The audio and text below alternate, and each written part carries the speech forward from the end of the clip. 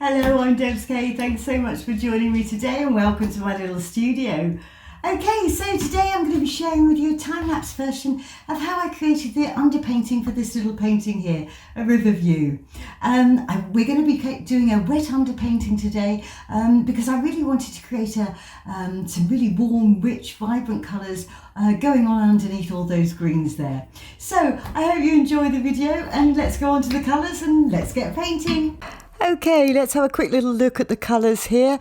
Obviously, as I always say, we've all got different pastels, all from around the world and things, so don't get too hung up about the colours, but just so that you can see sort of the types of colours that I chose for this particular painting. I wanted to get all those little subtle differences, so I did use quite a lot, but it's by no means essential. All right, so if you want to pause the video, please feel free, and then we'll get on to our underpainting.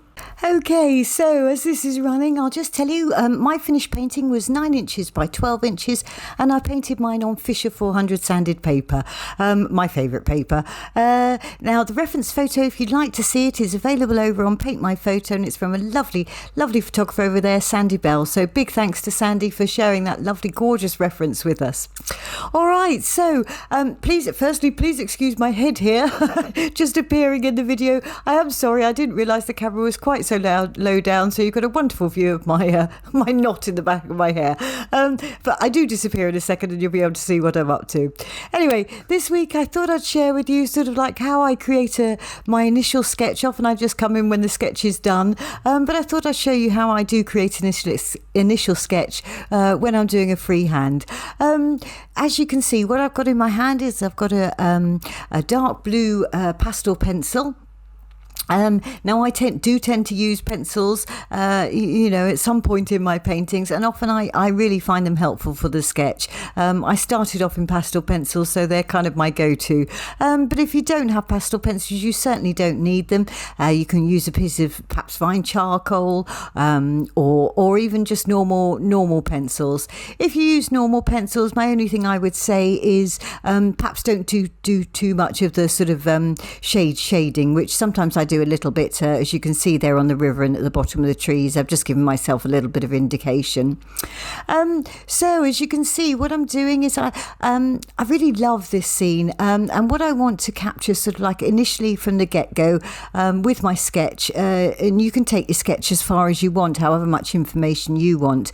But what I really loved, I'm sort of going fairly close to the reference here on this, because I thought Sandy took a lovely photograph. She was just at the perfect spot, to want to go on down that path. I love the way it's kind of curves around and then back in and through to those gorgeous, gorgeous trees there.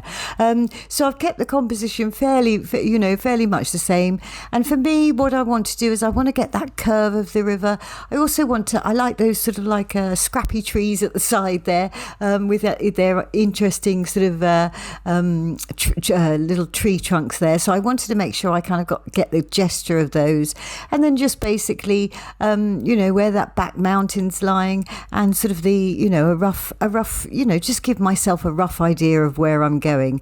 And as you can see, I do a little bit of shading, as I've done there at the bottom of the trees and at the side of the river there. This is just you certainly don't need to do that, and you can go straight on in with pastels to do that, your soft or your underpainting pastels, hard pastels or whatever, to do that. But I just kind of, as I say, I'm a bit habitual with pencils, so if I've got a pencil in my hand, I can just, I like to give myself a good indication from the start.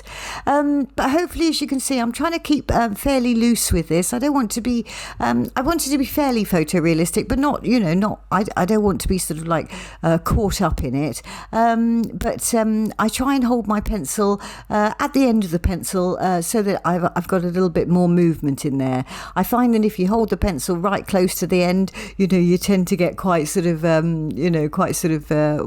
can you say, obsessive about your marks and things, whereas if you hold your pencil at the end, it encourages you to be a bit looser with it. So there you go. That was basically, as far as I've got for my, that was enough for me to get going with my sketch there. And now what I'm doing is I'm coming in with my harder pastels. Using here now, this is a really deep dark red here. And as you can see, the first thing I'm doing is I'm going around and sort of establishing where those darker areas are in the photographic reference there, establishing where they are, and also sort of like where the shading is under the trees, the side of the river, and also sort of like the basic gesture of those, going back in over my pencil sketch there, just getting those tree trunks in a little bit firmer. Now I use as I always do, I use a couple of colours, in my underpainting, and I did want to use a few colours in this because I love the difference in the colours here. That this is really what makes that painting sing, as if you want to go down that little path. So in my darks, I'm using that deep dark red that I've got. It's very, very dark, really lovely colour. It gives a beautiful colour when it's when we wet it down in a minute. We're going to be doing a wet underpainting on this. We're going to be wetting all this down to set these initial colours in. So as I say, starting with a deep dark red, and then you saw me there put in a little bit of dark blue as well, just to give it a little bit of extra strength in certain areas. Coming back in now with a sort of slightly warmer, more burgundy red there now. As I say, getting in a few colours there. Getting in, I'm putting like sort of the bottoms of those rocks, and there's the shadows in the river under the trees and at the base of those trees. And there you just see me have there, I've got a purple in my hand there, one of my favourite colours for under paintings. I find it a really great colour, especially down in the shadows there. Now in the places that aren't quite as dark, but they've still got some shadow going on, purple's a really good colour for your shadows. And then you see me, that's sort of like a more of the colour I just put in there has more of a red. It's more towards the burgundy sort of colouring there. And again, what I'm doing is I'm looking at my reference and sort of seeing where the patches of light and dark are, and where I can see like those colours in the painting. What I want to do with this painting is that whilst the painting, you've got some sort of citrusy colours in there, I want to make sure this feels nice and warm and inviting. So in my underpainting, I'm doing sort of in general, especially in the trees and things, I'm giving a nice warm look. So I'm sort of using the russety tones sort of through to the warm yellows and things. We're going to keep it nice and warm, and when we get our water on this, it's really going to give us a nice rich underpainting that we can then come and add all those lovely bright colours on the top with our pastels. So there you see it coming back in with the russet again there. In general, I work from dark to light in this, but occasionally you see me sort of nip back if I see an area that sort of I feel, once I've done one area, so sometimes I come back and I think, oh yeah, that could do with a little bit more colour in that area. And now I'm coming in with that lovely rich sort of goldeny yellow there, as I say, so that we can get some nice warmth in our underpainting. Now that's a good way that you can sort of get things to pop, because the challenge I want to set myself for this painting is to really try and pick up on the delicateness of those trees. All of their little tiny leaves on there, and without painting every little leaf, I want to make some of those, where the sunshine's catching them, those colours are really vibrant and rich. And so by using the warm colours underneath and wetting it down, it then enables us to go in and use some cooler colours, and that really helps things pop, on the top. And the thing is that's a really good way to sort of get things to pop, by mixing warm and cool. You do have to be a little bit careful that you don't end up with mud, which is why a wet underpainting underneath is actually a great idea for something like this. because it's kind of set those warms in place, and then you can, you won't create too much mud. And also, I always suggest a wet underpainting if you're doing something with a lot of colours. Again, it sets it down, so you can, avoid making mud, because when you obviously put pastels down, they don't dry as such, and so therefore, you lay one pastel down, you lay another colour over it, you'll get those colours are going to be mixing and merging, and so you can make mud, especially when you've got lots of colours going on. Now you can see I've come in, I put some blues down in that river. Now down in the river and on the path, I've used a couple of blues there. Now those blues there are more towards the purple side of blue. And then up in the sky, I've used more sort of aqua-y blues, and coming in now with a nice soft warm grey to do those rocks and part of the sort of on the left hand side of the river there. And then I've got just coming back in and just touching up in a few areas where perhaps I haven't quite got enough pastel down. You want to make sure that you've got a reasonable amount of pastel down, but you don't want to get it too heavy, because or else it can end up getting a bit cloggy, especially if you use some soft pastels, which I have in that. I try and sort of always use hard pastels at the beginning stages, but if I haven't got the colour, I'm not too fussed about using the soft pastels. Just make sure your touch is a little bit light. Now you just saw me up in the sky there. I just decided I was going to I used a makeup sponge there, and I've just rubbed that sky in a little bit before I've put the water on it, just because I'd like my sky cut fairly nice and smooth. We've got a lot going on with the river and the trees and all sorts of things. We don't need too much busyness in that sky, so I'm just going to keep my sky nice and gentle, which is why I just gave it a little bit of a rub into the paper first to take out too many patches. And what I'm doing literally is going round. I've got a little pot of water at the side, and I use water, as I've mentioned before. I tend to prefer water over alcohol. It gives a slightly different effect. I find it a little bit softer, and you don't get sort of too many hard edges if you use water. Whereas sometimes with alcohol, I find that you when it dries, you get some hard edges in there, which are then sort of a little bit harder to sort of get rid of where you don't want hard edges.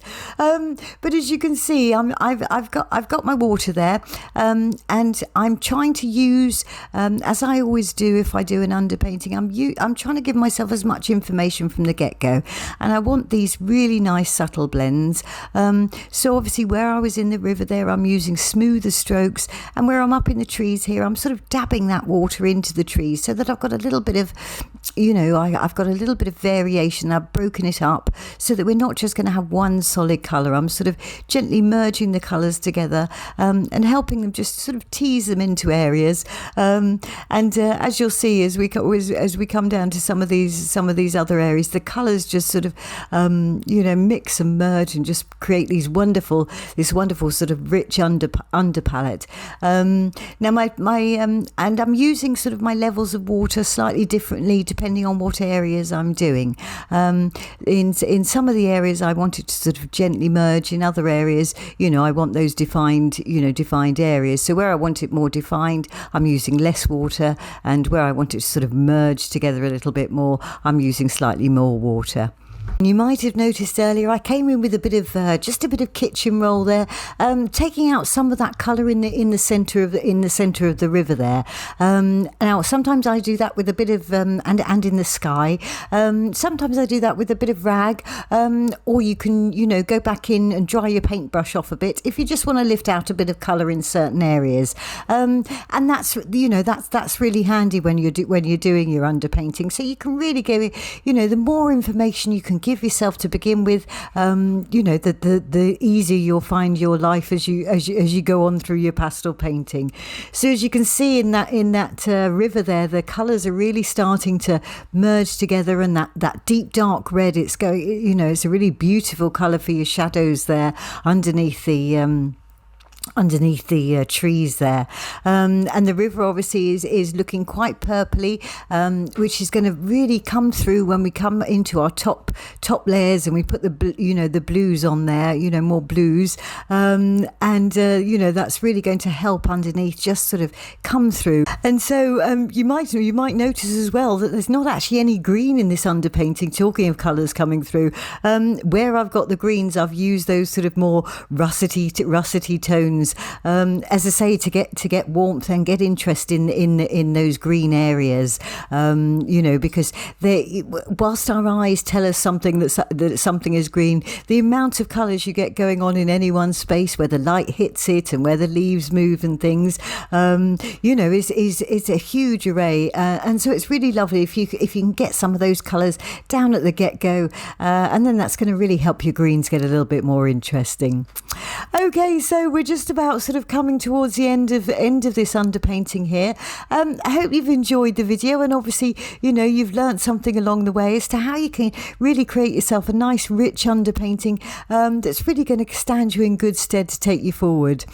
Okay, so I hope you come and join me next week when you can see this painting sort of come to its finish, and obviously if you'd like to see the full length version where I sort of slow down and obviously sort of talk you through more step by step as to what I'm doing and why I'm doing things and whatever, come and join me over on Patreon. I'd love some more Patreons, and because obviously they're going to help this free content still coming to YouTube.